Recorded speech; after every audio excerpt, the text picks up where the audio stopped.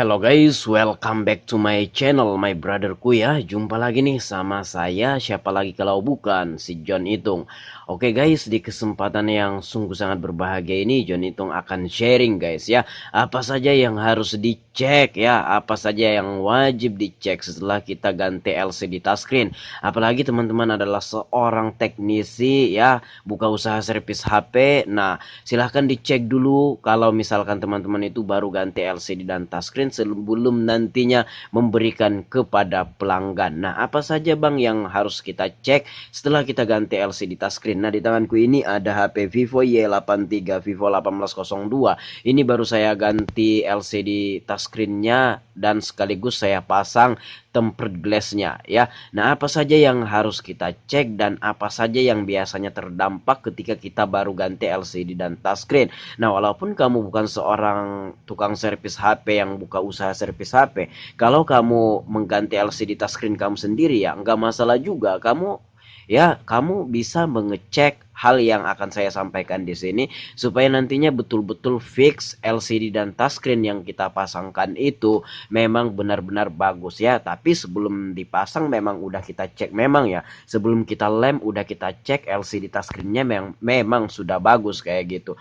Nah, apa saja bang yang harus dicek ketika kita baru ganti LCD touchscreen? Di tanganku ini HP Vivo Y83 1802 baru saya ganti LCD dan touchscreennya. Baiklah, di sini yang harus kita cek di sini adalah tiga yang menurut saya yang harus dicek. Yang pertama adalah touchscreen-nya ya. Yang pertama adalah touchscreen-nya. Terlepas dari fisik ya. Kalau fisik ini kan nggak usah lah masuk hitungan. Kita bisa lihat aja kalau misalkan ya pemasangannya itu kurang presisi atau LCD-nya ketebelan ya, tidak sama dengan ori pabrik tebelnya. Nah, mungkin terlalu tebel itu kalau dipasang ada cahaya yang bocor dari samping itu bakalan kelihatan. Tapi itu nggak usah lah kita masukkan di kategori yang akan kita sharing di sini ya, yang harus kita cek ini maksudnya.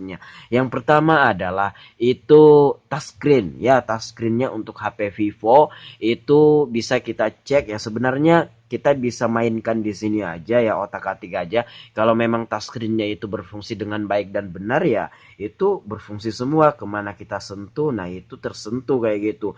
Nah, serta kesensitifannya itu bisa kita rasakan. Dan yang di tanganku ini Vivo Y83 1802 ini LCD touchscreennya yang baru saya gantikan ini ya, untuk touchscreennya ini sensitifnya sama banget dengan yang ori pabrik guys ya, tidak ada perubahan yang gimana-gimana, maksudnya tidak ada perbedaan ya, tidak ada perbedaan yang signifikan dari yang ori pabrik. Di sini sama 100% ya dari kesensitifannya dan cara kita menekan atau mendaratkan jari kita ke touchscreen ini lembut banget sama dengan yang ori pabrik, tidak terlalu kuat ya kayak gitu. Pokoknya dari segi touchscreen-nya aman. Nah, untuk lebih akuratnya ya, untuk HP Vivo di tanganku ini kita bisa ngeceknya. Sebenarnya kan ini bisa dicek di sini aja. Cuma untuk lebih akuratnya kita bisa dial ke bintang pagar 558 pagar. Nah, di sini kita ke engineering test, di sini kita ke tengah sini, kemudian handwriting test. Nah, di sini kita nggak usah kesini ya. Nah, kita penuhkan aja kotak-kotak kosong ini sampai dengan berwarna hijau. Nah, kalau seandainya dia full ya, dia akan kembali secara otomatis, yang menandakan juga itu touchscreen-nya berfungsi semua. Tidak ada daerah yang tidak sensitif atau tidak berfungsi ya, tidak ada daerah yang tidak sensitif, semua sensitif maksudnya. Nah, ini coba kita lukis kayak gitu. Oke, iya. Oke. Nah, dia akan kembali otomatis menandakan touchscreen-nya berfungsi semua. Nah, itu dari segi touchscreen. Yang kedua adalah dari LCD itu sendiri. Nah, terus terang kalau LCD ini kita lihat kayak gini aja udah bisa ya. Maksudnya kita lihat sekilas kayak gini itu akan kelihatan kalau misalkan nah pinggirnya ada bercak kuning. Kan ada beberapa HP LCD-nya walaupun baru, ketika kita pasang, ketika kita lem itu ada saja bercak kuning atau kekuning-kuningan di pinggir kiri kanannya. Nah, di sini udah bisa kita lihat ya, tidak ada yang kekuning-kuningan atau ada bercak kuning, tidak ada LCD yang cahayanya terang di daerah tertentu, tidak ada. Lewat ini aja ya, lewat tampilan kayak gini aja kita udah bisa mengecek, nggak masalah ya. Nah, untuk di kode dial yang saya praktekin tadi untuk pengecekan LCD di satu warna kayak misalkan warna merah, biru, nah kayak gitu kan kayak di Samsung itu kagak ada guys ya di Vivo ini.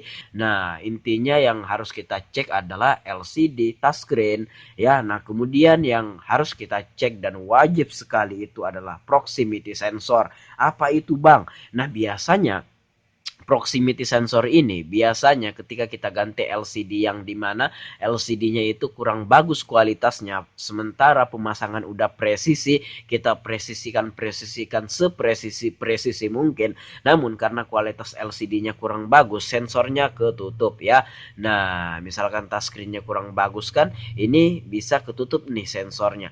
Kalau sensor ketutup, ketika kita nelpon itu otomatis layarnya mati ketika kita nelpon. Yang repotnya adalah ketika kita mau mengakhiri telepon, kita nggak bisa mematikannya selain lawan bicara kita yang dahulu mematikan, baru HP-nya ini baru bisa dimatikan. Yang ribet kalau pulsa kita masih banyak, kita harus nunggu dulu sampai pulsa kita habis kayak gitu kan, baru kita bisa mematikan atau teleponnya mati otomatis. Nah, kayak gitu. Misalkan di situ atau lawan bicara kita tidak enak mematikan teleponnya, menunggu kita yang mematikan kayak gitu. Sementara di sini sensor ketutup, layar LCD padam dan kita tidak bisa mematikan HP kita. Nah, memang ada beberapa HP yang dimana sensor ketutup ketika tekan tombol power dan nelpon kan, layar otomatis mati. Tekan tombol power, ada beberapa HP yang mau hidup layarnya kemudian bisa kita matikan. Ada beberapa HP dan bahkan sebagian besar HP yang dimana sensornya ketutup, ketika kita nelpon layarnya mati, tekan tombol power tidak ada perubahan nih gimana-gimana, tidak ada respon dan layarnya tetap mati. Dan yang lebih ribet atau lebih merepotkan ketika kita nelpon call center, misalkan tekan 1 untuk berbicara dengan customer service kami, bagaimana cara kita mau tekan 1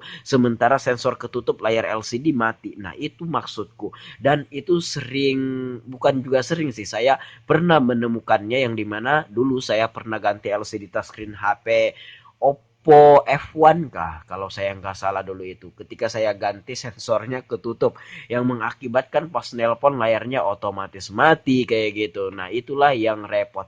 Nah, sementara kalau udah dilem mau dibuka itu bisa-bisa LCD touchscreen-nya pecah. Baiklah, langsung saja kita cek bintang pagar 558. Untuk HP lain ya kode dialnya beda, atau kalau kamu nggak mau ngecek lewat kode dial bisa langsung nelpon ya. Kalau layar kamu otomatis mati ketika nelpon itu berarti sensornya ketutup.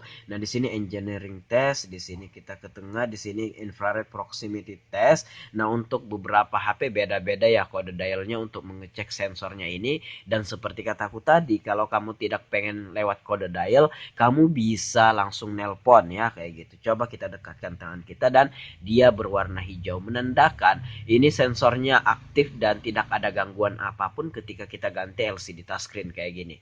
Nah, oke, ketika kita dekatkan dia berwarna hijau, ketika kita lepaskan atau kita jauhkan tangan kita, dia akan hilang tuh warna hijaunya dan it's okay.